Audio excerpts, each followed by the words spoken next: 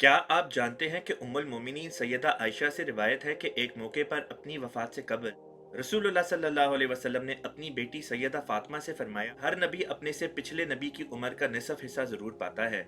इसके बाद आपने फरमाया कि हजरत ईसा अलैहिस्सलाम 120 बरस तक जिंदा रहे, लिहाजा मैं समझता हूँ कि मेरी उम्र 60 साल के करीब होगी। और वाकयातन हुआ भी ऐसे ही। रसूलुल्लाह सल्लल्लाहु अलैहि वसल्लम की वफात 63 साल के करीब हुई, यानी हजरत ईसा अलैहिस्सलाम की उम्र का निसफ हिस्सा पाने के बाद रसूलुल्लाह सल्लल्लाहु अलैहि वसल्लम इस जहान फ़ानी से रहलत फरमा गए। ये हदीस भी साबित करती है कि सैयदुना ईसा इब्न मरियम अलैहिस्सलाम, जो बनी इसराइल के रसूल थे, दरहकीकत वफात पा चुके हैं और अब वो इस दुनिया में वापस नहीं आ सकते। यही अकीदा अहमदी मुसलमानों का भी है, लेकिन उलमा इस अकीदे की वजह से अहमदियों पर कुफर का फतवा लगाते हैं।